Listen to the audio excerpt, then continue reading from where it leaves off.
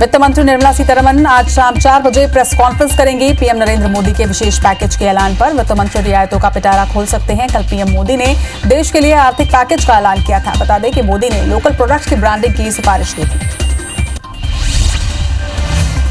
PM Modi ने देश के नाम अपने संबोधन में 20 लाख करोड़ के आर्थिक पैकेज का ऐलान किया। 18 मई से नए स्वरूप में लॉकडाउन 4 लागू होगा। पीएम ने देश से स्वदेशी अपनाने के लिए भी अपील की।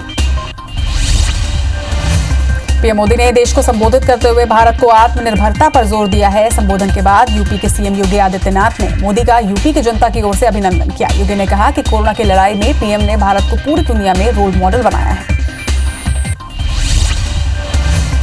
लोकसभा अध्यक्ष ओम बिरला ने कहा है कि कोरोना से महायुद्ध में पीएम मोदी के अभूतपूर्व राहत पैकेज की घोषणा की है। देश के श्रमिकों, किसानों, रेहड़ी वालों से लेकर मध्यम वर्ग का ध्यान रखा गया है। उन्होंने कहा कि विकास के लिए 20 लाख करोड़ के ऐतिहासिक पैकेज से आत्मनिर्भर भारत का सपना साकार होगा। पीएम मोदी के देश को संबोधन के बाद बीजेपी के राष्ट्रीय अध्यक्ष जेपी नड्डा ने पीएम के कदम की सराहना की है। नड्डा ने कहा कि कोरोना काल में पीएम मोदी के नेतृत्व में 21वीं सदी के भारत को परिभाषित किया जाएगा। उन्होंने कहा कि पीएम ने बदलाव की दिशा में आत्मनिर्भर भारत की आधारशिला रखी है। वंदे भारत मिशन के तहत 202 भारतीय नागरिक, जिनमें 23 महिलाएं और 3 बच्चे भी शामिल हैं, इनकी वतन वापसी हुई है। आईएनएस सागर में भारतीय नौसेना द्वारा संचालित ऑपरेशन समुद्र सेतु के तहत मालदीव से केरल के कोच्चि पोर्ट पहुंचे। प्रधानमंत्री नरेंद्र मोदी के आर्थिक पैकेज की घोषणा का छत्तीसगढ़ नेता प्रतिपक्ष धर्मलाल कौशिक ने स्वागत किया। उन्होंने कहा कि केंद्र सरकार ने आर्थिक गतिविधियों को रफ्तार देने का सफल प्रयास किया है। इस पैकेज से हर वर्ग को लाभ मिलेगा और बाजार में तेजी आएगी। लॉकडाउन 4 को लेकर उन्होंने कहा कि जो भी रूपरेखा होगी उसके अनुसार काम किया जाएगा।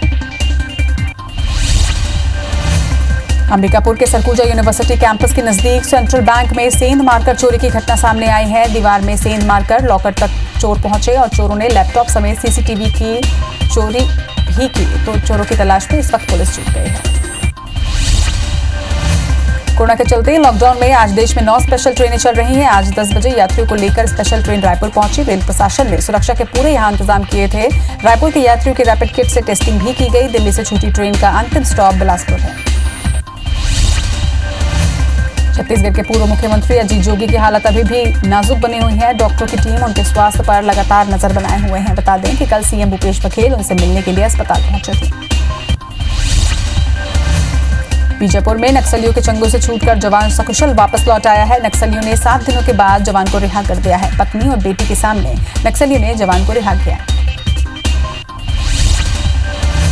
छत्तीसगढ़ में आज से पंजीयन कार्यालय खोलने का निर्णय लिया गया है। रायपुर, कोरबा, कटघोरा और सूरजपुर में भी रजिस्ट्री ऑफिस खुलेंगे। पहले रेड जोन में ऑफिस खोलने को लेकर असमंजस की स्थिति थी। पंजीयन के लिए वेबसाइट पर जाकर ऑनलाइन अपॉइंटमेंट लेना होगा। सरकार ने नमक की कालाबाजारी पर सख्त रुख अपना लिया है। कालाबाजारी और अफवाह पर सख्त कार्रवाई की जाएगी। सीएम भूपेश बघेल ने कहा कि खाद्य पदार्थों की कोई कमी नहीं है। पीएम के संदेश पर सीएम भूपेश का बयान आया है। भूपेश ने कहा कि आर्थिक मदद राज्यों को मिलनी चाहिए। केंद्र ने राहत देने में देरी की है। अभी तक संशय है कि किस सेक्टर को कितना पैसा मिलेगा। बता दें कि कोरोना वायरस के संकट से प्रदेश की सरकार जूझ रही है। धमतरी में गोलबाजार सब्जी मार्केट में सोशल डिस्टेंस का पालन नहीं होने से सब्जी विक्रेताओं को पुरानी कृषि उपज मंडी में शिफ्ट किया गया है। लेकिन ग्राहक के अभाव में सब्जी विक्रेता वापस गोलबाजार में पसरा लगाने की गुहार लगा रहे हैं। उनको काफी नुकसान उठाना पड़ रहा है। बहरहाल महापौर सब्जी विक्रेताओं के लिए नई व्यवस्था की बात कह रहे हैं। मध्य प्रदेश में शिवराज कैबिनेट का विस्तार जल्द हो सकता है। पूर्व मंत्री इमरती देवी ने कैबिनेट विस्तार के लिए सीएम और राज्यपाल से मुलाकात की है। इमरती ने कहा कि सिंधिया समर्थक सभी विधायक मंत्री बनेंगे। इसके साथ ही ज्योतिरादित्य सिंधिया के केंद्रीय मंत्री बनने की बात भी इमरती देवी ने कही है। सीएम शिवराज ने राज्यपाल के साथ मुलाकात की है। राज्य में महिलाओं के द्वारा फेस मास्क बनाने के संबंध में जानकारी भी दी। महिलाओं ने 6 लाख से ज्यादा मास्क अब तक तैयार किए हैं। सीएम ने कहा कि 66 लाख रुपए महिलाओं के खाते में जमा किए गए हैं। सीएम ने राज्यपाल को मास्क के सैंपल्स भी भेज किए हैं।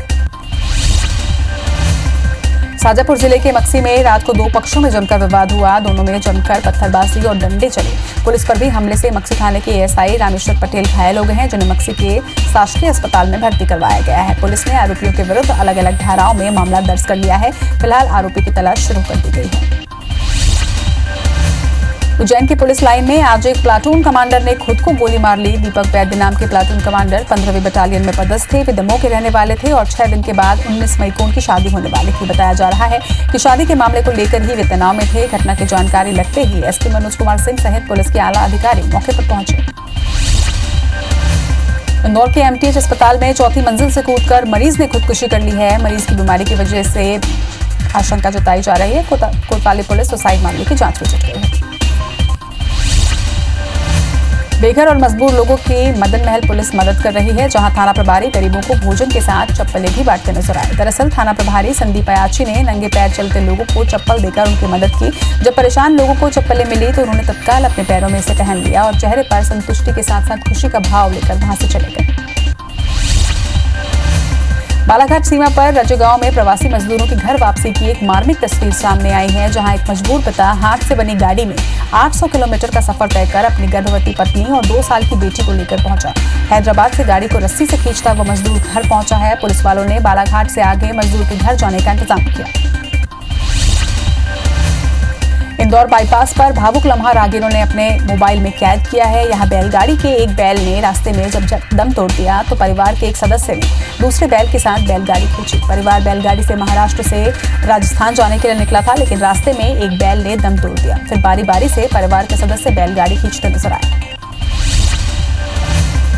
देश भर में कोरोना की वजह से लॉकडाउन लागू है। देश में आमों के लिए प्रसिद्ध मलिहाबाद में आम की फसल तैयार है, परंतु लॉकडाउन में मजदूरों की कमी से व्यापार ठंडा पड़ा हुआ है। बता दें, यहाँ के आमों की देश विदेश में भी काफी डिमांड है। आम बगीचे के मालिक आम के उठाव न होने से व्यापार में नुकसान झेलने को मजबूर है।